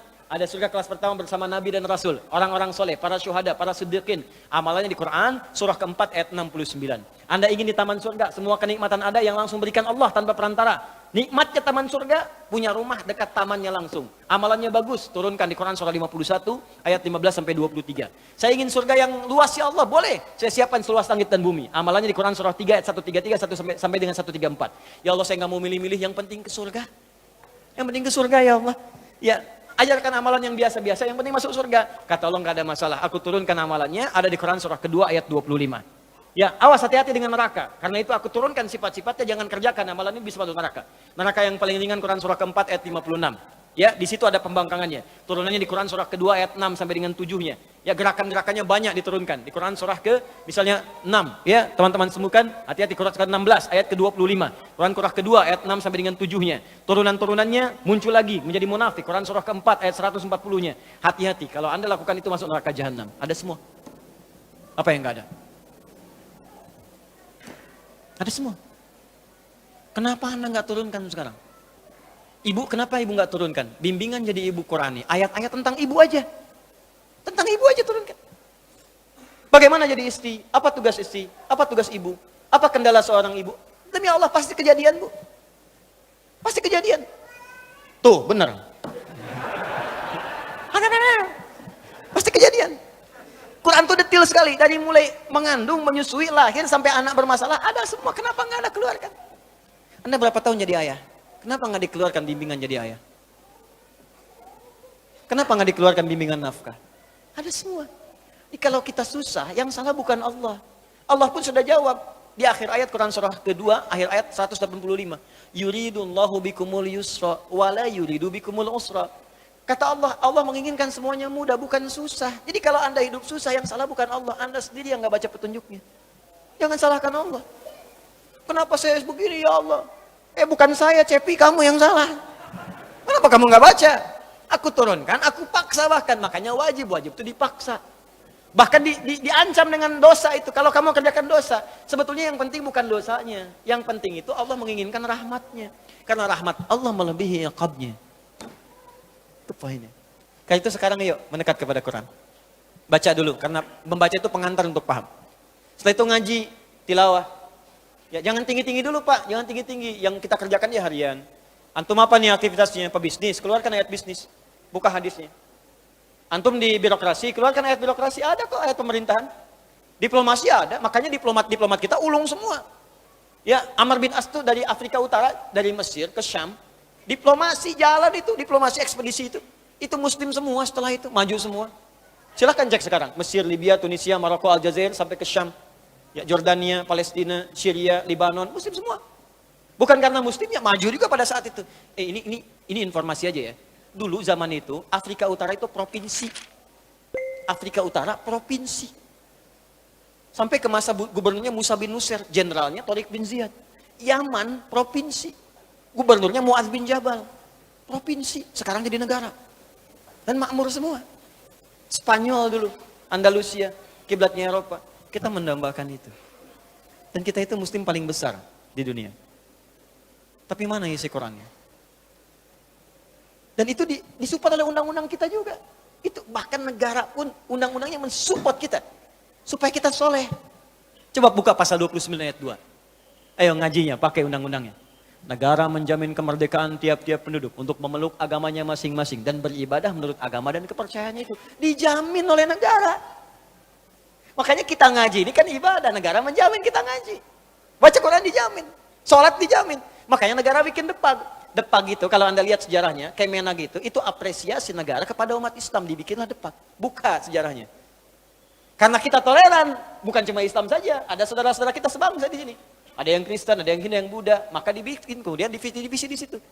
Ya, dirjennya ini, ininya ini, ada bagian direktorat yang Muslim, direktorat yang Kristen, yang Hindu, yang Buddha, supaya kita bisa sebangsa setelah akhir berhubungan dengan baik, toleransi yang paling indah. Tapi keislaman kita dijamin dan kita pun gak boleh ganggu saudara kita yang lain. Jadi jangan ganggu kalau ada orang mau ibadah ke gereja, biarkan. Ya, di pura biarkan. Hormati mereka. Lakum dinukum waliyadin. Tapi menghormati itu juga tidak harus ikut-ikutan. Wah, ini orang lagi ibadah kok azan di gereja, yang nggak nyambung. Hormati, kita pun menghormati. Dan disitulah hidup bertoleransi yang paling indah. Jadi itu Bapak Ibu sekalian, kalau ingin mendapatkan itu semua, maka mendekatlah kepada Allah dengan banyak menunaikan salat, kemudian banyak bertilawah Al-Quran. Ya, terima kasih atas perhatiannya. Semoga Allah muliakan kita semua. Allahumma taqabbal minna innaka antas sami'ul alim wa tub 'alaina innaka antat tawwabur rahim. Nahmaduka ya rabbal alamin hamdan syakirin, hamdan na'imin, hamdan yuwafi ni'amahu yukafi mazidah. Ya rabbana lakal hamdu wa lakal syukru kama yanbaghi li jalali wajhikal karim wa li 'azimi sultanik. Allahumma salli wa sallim wa barik ala rasulikal karim nabiyyikal amin sayyidina Muhammadin wa ala alihi wa sahbihi ajma'in. Allahumma 'allimna ma yanfa'una, 'allimna ma jahilna.